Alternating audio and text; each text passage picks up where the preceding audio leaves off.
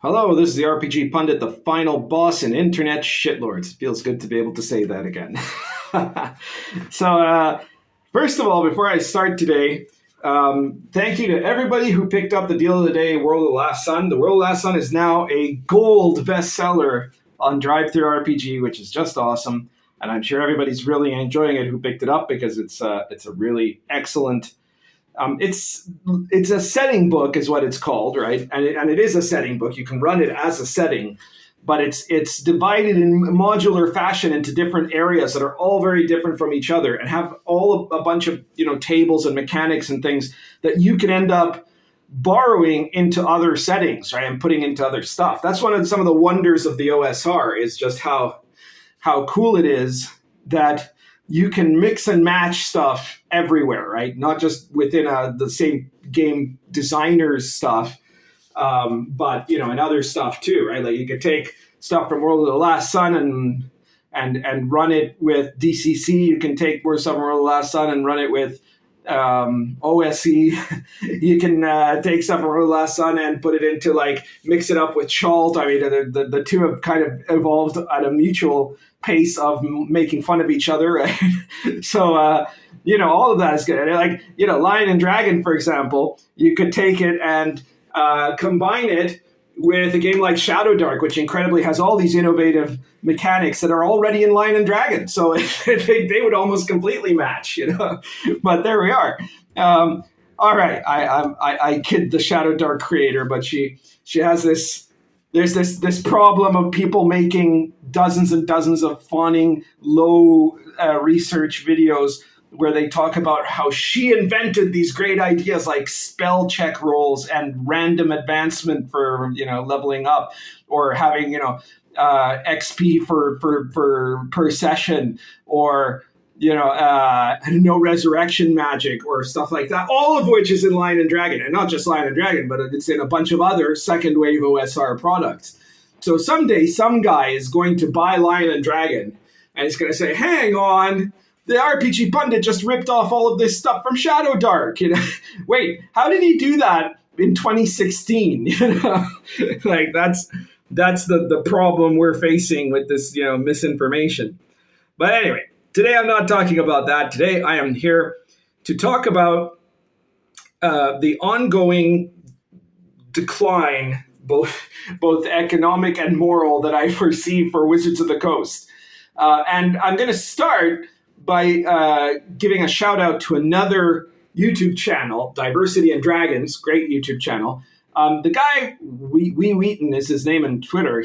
I don't think that's his real name though. He did a video where he expanded on the fact that I had done this video exposing Kyle Brink, the vice president, effectively, of Wizards of the Coast, the head of D&D, who made a comment that has never been refuted. It's never been denounced. It's never even been disavowed, either by him or by anybody at Wizards or Hasbro, where he said, white guys in basement are basically the problem in D&D, and that white guys can't leave D&D soon enough, right? And that has never been in any way retracted or accounted for. And so you can say, oh, okay, Kyle Brink is racist, even though he himself is white, And ironically, some people say, no, but he's talking about how it has to be the executives of Wizard. He doesn't mean all white gamers. As if that would be better, right? First of all. But second, all 20 out of 20 WotC executives are white. They have no diversity at that level. They're full of diversity hires at the writer level, which is part of what this video is going to be about, right?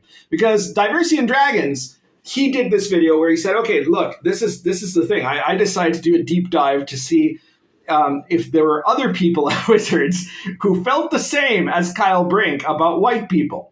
And he had found a bunch of tweets from the personal social media of some of the recent authors of some of the recent D&D books, including this new one, Keys from the Golden Vault, I think it's called, the one that's meant to be a heist adventure that Wizards has been really pushing in a way that doesn't say anything about wokeness, right? Unlike every other product before this. 'Cause like when Radiant Citadel came out, on Twitter, which was going, this incredible adventure has no white people in it, and, and no white person was allowed to write it, and like they were really proud about that, on Twitter. In the text of the book, they never said. They said, "Oh, this is just cool extraplanar adventures. Definitely no politics," and so people would buy it, and then they'd end up reading shit, right? But the Keys from the Golden Vault, maybe because of all of the fiascos that have happened recently, and because they desperately want this tie-in to the D&D movie to go well, and the D&D movie to go well, and it's not going well. I don't know if you've heard that the creators of the D&D movie have said very openly that what their goal in the book was to emasculate the male heroes. Their goal in the script, rather, was to emasculate the male heroes, right? And so the male characters in that movie are going to be emasculated and humiliated by the female characters. That is the stated goal of these people. Oh, I got a meatball sighting here. Don't know if she'll show up. Oh, maybe you can hear her there. Meow. What? There's people outside. That's what's bugging you. Okay. So, that's not going well for them either. But they were very careful not to pump up the wokeness in the public social media advertising of Keys from the Golden Vault. However, Diversity and Dragons found like several of the people involved in this, including Justice Arbin and a couple of these Tempire writers that they have. They're all writers. They're actually. This is where I'm getting to the meat of my thing. But anyways, a whole bunch of them posting stuff about how much they hate white people. Right. So check out Diversity and Dragons. Check out that video to get the specific details on just how and how many of the WotC staff hate white people. I'm going to talk about something related, though, which is that, it's very bad, of course, that these people are horrific racists and that they're just open in their contempt for people on the basis of the color of their skin, But the bigger problem is that these are people who are in every way unqualified to be the stewards of the role-playing world. And that's something that's never happened before. Not really. Because if you think about it, right, the RPG world, from the beginning until very recently, was always being run by a number of big companies, but mainly the company that published D&D, whether it was TSR or Wizards of the Coast. And the people in charge at that company were people who really understood gaming for the most part. Now, of course, you had Lorraine Williams in the 90s, and she was directly responsible for TSR going bankrupt because she was a non-gamer, right? And that was a problem. But even there, everybody under her at TSR were by then gamers with decades of experience, and they were still making some very good product at that time, And they had an honest stewardship of the game. And same thing with Wizards of the Coast. Say what you would like, and obviously a lot of you guys are old school gamers and you do not care as much for third or fourth or, definitely not, fourth doesn't exist, third or 3.5 or fifth edition as you do the old school games. But, when you had Atkinson and Ryan Dancy and Jonathan Tweet and Monty Cook, Mike Merles, these were all people who had a lot of experience in game design and who were actually competent at creating products. They might not always be products you like. Their ideas, some of their philosophies were probably different from those of you who are old school gamers. But they had an understanding of what they were doing, This is not the case anymore here. And this is not a problem just with gaming. It is a problem that I see is endemically happening throughout our entire civilization, actually. Look at Twitter, for example. At the time that Elon Musk bought Twitter, there were 7,000 employees, and Elon Musk pretty much proved that you could fire 6,640 of those, and nothing would change. It wouldn't affect the program at all because none of those people were necessary. But furthermore, the people that were working for Twitter at the time that Elon Musk bought it would not be able to create Twitter from scratch if they needed to. Right? That they're no longer the people that have the knowledge or the understanding to actually make what was made. They are just living as parasites off of the benefits of what forefathers of theirs made. Now, I know in the case of social media, forefathers means like 2008, right? So it's not, we're not talking about like 1,000 years hence or something like that, right? But it's the point still stands. And it's that you see this in every area. Look at the banking institutions now, right? The people that are in charge of banking right now, and the reason there's a crisis looming, a massive economic crisis looming, and the banks are failing, is because these people are not competent stewards, right? There are people who are being hired to promote diversity, and like even like the most elite banks, right? Like Credit Suisse and stuff, they're hiring people who have 3 pronouns at a time and are non-binary and go around switching clothes, and that's why they're hiring. Like they were totally competent. Besides that, it wouldn't matter, but they're not, and they're not, right? Surgeons are being given, they're being given accreditation, or pilots on the basis of skin color, who would not otherwise qualify. These are disastrous developments, right? People are being chosen into offices for their political stance, regardless of their ideas, right? Or the quality of their ideas. Because it would be perfectly fine to have someone get put in with a political stance that might not be mine, but that has a very sophisticated understanding of the thing that he is supposed to be overseeing, right? But that's not what you get anymore. Instead, you get people that fit diversity quotas, or you get people that have the right statements on their social media that therefore demands that they be given positions of privilege, so that they can just suck off the corporate or government teat while accomplishing nothing except maybe making TikTok videos about their day and the interesting foods they eat as they go from one part or another of this luxurious headquarters doing nothing, right?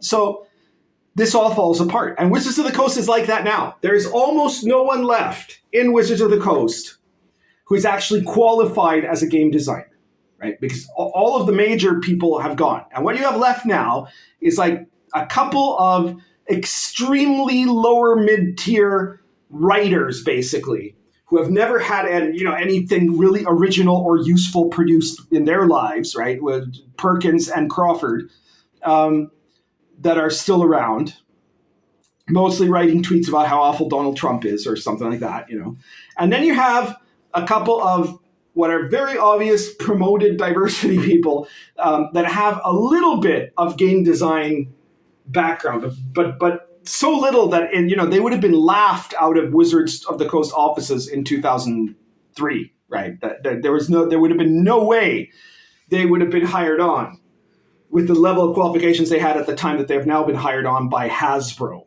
right? Which is an actual, like that's a real company. Wizards of the Coast in 2003, or in 1999, let's say, was not really a real company. It was a hobby company, right? But their standards would have been higher than Hasbro's standards are today, right? And that's, Armin and Ajit George, right?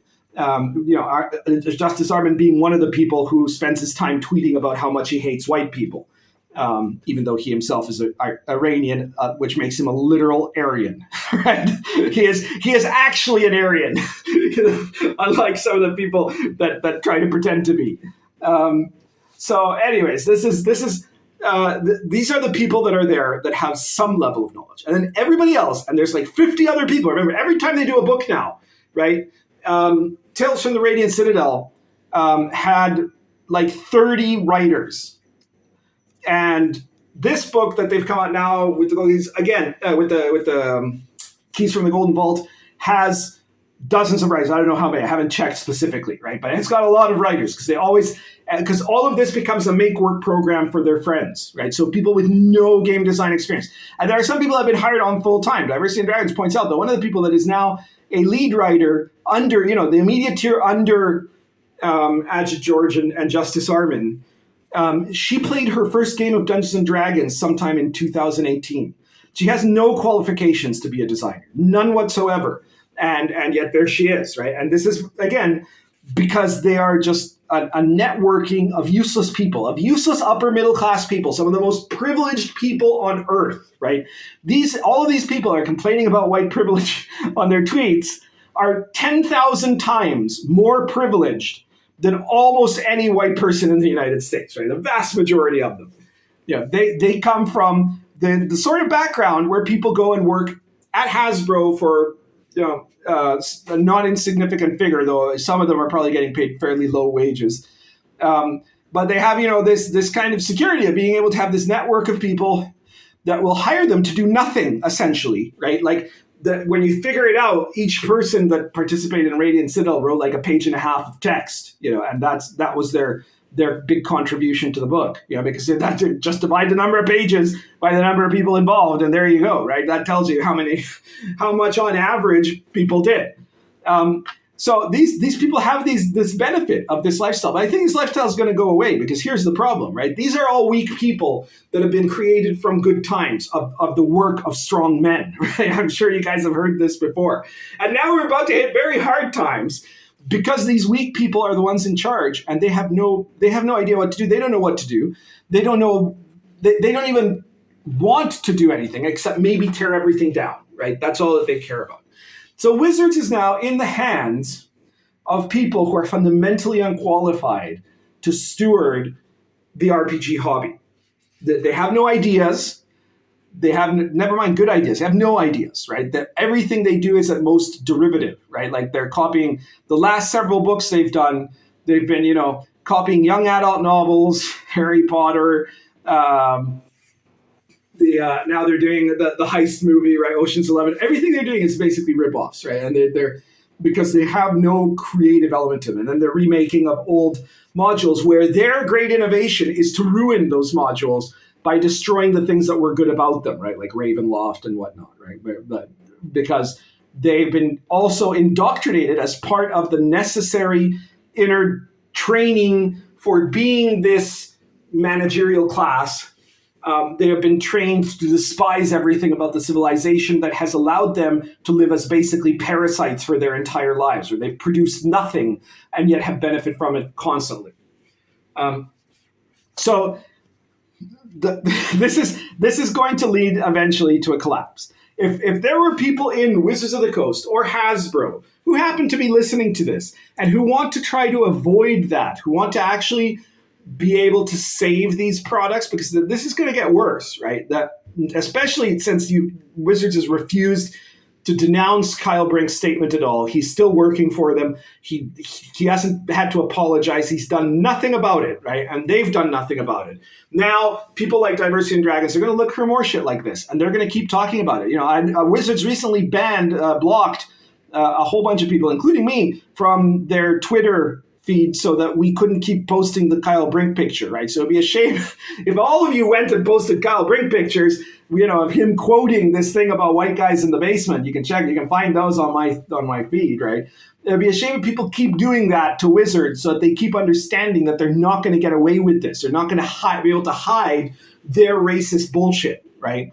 But this is going to keep going, right? And the way to solve this, actually, and the smart thing to do, if you want to produce books that are actually going to do well again, is to fire everybody that you have right now writing RPG books. And then get a couple of people that you hire on to really study and understand the hobby, and to study and understand the products of the hobby, specifically the D&D part of the hobby, specifically the 5e part of the hobby, because that's the part that matters the most to you. But you can look at other parts too. Find people who are producing third-party products. Yeah, the ones you tried to shut down, those ones. Find those people that are producing good third-party products and hire them, right? Get them, recruit them to make books for you. It'll be cheaper for you probably because you'll be able to do it on a work-for-hire basis. It'll give them fame, and so you'll get a lot of eager interactions there. And those are going to be people that you'll be hiring just because they're actually good game designers, because they are in an environment where the only thing that will matter is if they're good game designers. I'm not talking, I'm warning you, I'm not talking about Twitch celebrities or third-rate voice actors on improv shows like Critical Role. Those are not the people you want to hire to make books. Those people have no talent to make books. Look for people who are actual game designers, who are doing actual products for, third-party products for 5e. Look at the ones that are selling really well. Look at why they're selling really well. Hire those people, temporarily or semi-permanently or whatever. But don't let too many, keep going with this encouragement of these creative types that you benefit from, and at a lower cost than if you have a permanent writing staff. Because your permanent writing staff, the only thing they're doing right now is costing you enormous amounts of money and enormous amounts of goodwill because everyone hates them. Okay? So that's my message to you, Hasbro executives. Like Jordan Peterson here, my message to Hasbro executives. All right, so that's everything for today. I hope you like this video. If you like it, please share it anywhere people might find it interesting or where people will get horribly pissed off. That was Meatball again, just mewing. She's mew. She's had quite the day, apparently. She's been outside all day, and there's all these people coming by to look at another apartment, and apparently a lot of them were petting her. All right, so I guess she's a little camera shy today.